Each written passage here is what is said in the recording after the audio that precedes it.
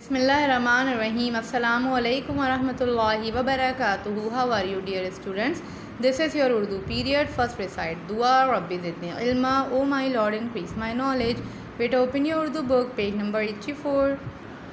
So we are on page number 84 بیٹے, اور آج ہم پڑھیں گے سبق نمبر 16 سایہ دار دوست. آج کا دن لکھ لیجئے اور تاریخ لکھ لیجئے. اس تصویر کو دیکھ کے آپ کو کیا لگ رہا ہے کہ یہ سبق کس کے بارے میں ہوگا؟ کون ہے ہمارا سایہ دار دوست؟ جی، جو ہمیں سایہ دیتا ہے، یعنی کہ ہمارے درخت. اس سبق کو پڑھنے کا مقصد کیا ہے بیٹے؟ تاکہ ہمیں یہ احساس پیدا ہو کہ درخت ہمارے لیے بہت قیمتی اثاثہ ہیں اور ہمیں درخت کے فوائد پتہ لگیں. آئیے پڑھنا شروع کرتے ہیں. گاؤں سے کچھ فاصلے پر نہر کے کنارے ایک درخت تھا. آس پاس کی دنیا سے بے نیاز یعنی کہ بے خبر، جسے آس پاس کی دنیا کی کوئی فکر نہیں تھی. وہ صرف اس وقت کا انتظار کرتا جب رامو اپنی ننھی ٹانگوں پر گرتا پڑتا اس کے پاس آ کر کھیلتا. رامو کون ہے؟ رامو ایک بچہ ہے جو چھوٹا سا ہے. کیونکہ ننھی ٹانگیں کہیں ہیں اور وہ اس پہ گرتا پڑتا آتا ہے اور اس کے پاس آ کر کھیلتا ہے. اس کے پتوں کو سر کا تاج بناتا اور اس کی ٹہنیوں میں چھپ کر فرضی دشمنوں پر نشانہ لگاتا.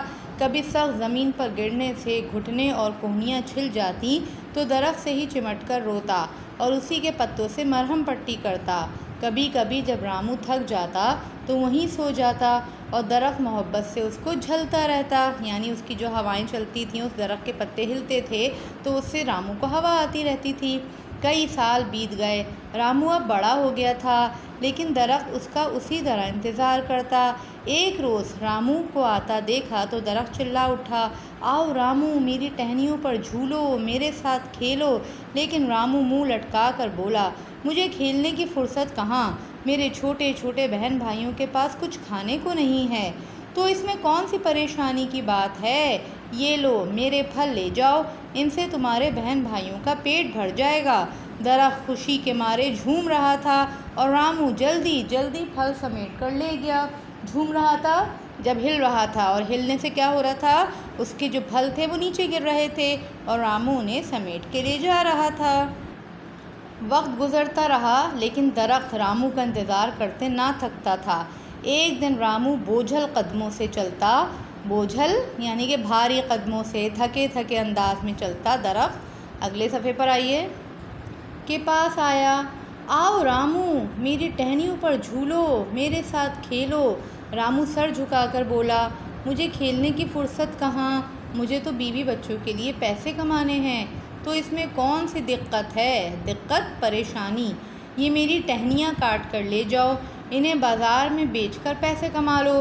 درخت رامو کے اوپر پیار سے جھک گیا اور رامو ٹہنیاں کاٹ کر لے گیا. ٹہنیاں کاٹ کے پھر بازار میں بیچ دیں اور اس سے جو پیسے آئے اس سے اپنے بیوی بچوں کا پیٹ بھرا. ایک عرصہ ہو گیا، آندھی آئی، طوفان آیا، لیکن درخت ساکت کھڑا، اسٹل کھڑا. رامو کی راہ تکتا رہا، انتظار کرتا رہا. اور پھر رامو آ ہی گیا، مگر اداس اور بجھا سا.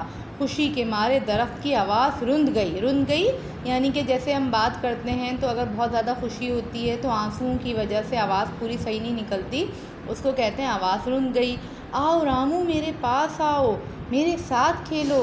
رامو نے سرد آہ بھر کر کہا، میرے پاس کھیلنے کی فرصت کہاں، طوفان میں میرا گھر گر گیا اور میرے بیوی بچوں کے پاس سر چھپانے کی جگہ نہیں ہے. درخت ادب سے رامو کے قدموں میں لیٹ گیا. یہ لو میرا تنا لے جاؤ، اس سے اپنے بیوی بچوں کے لیے گھر بنا لینا. درخت خوشی کے آنسو بہاتا رہا اور رامو تنا کاٹ کر لے گیا. کیوں خوشی کے آنسو بہاتا رہا؟ کیونکہ ظاہر ہے درخت کا تنا کٹ رہا تھا تو اس کو یہ افسوس بھی ہو رہا تھا اور ساتھ میں خوشی ہو رہی تھی کہ وہ رامو کی مدد کر رہا ہے. ایک مدت بیت گئی یعنی کہ بہت ٹائم ہو گیا. درخت شدت سے رامو کو یاد کرتا رہا کہ ایک دن بوڑھا رامو پیٹھ جھکائے چلا آیا. کتنا ٹائم ہو گیا کہ رامو بوڑھا ہو گیا. درخت نے شرمندہ ہو کر کہا، رامو، میرے پاس تمہیں دینے کو اب کچھ بھی نہیں رہا. رامو نے نحیف آواز میں کمزور آواز میں کہا، مجھے اب کسی چیز کی ضرورت نہیں رہی سوائے سکون و آرام کے. یعنی رامو نے کہا کہ اب مجھے کسی بھی چیز کی ضرورت نہیں ہے، صرف مجھے سکون اور آرام چاہیے.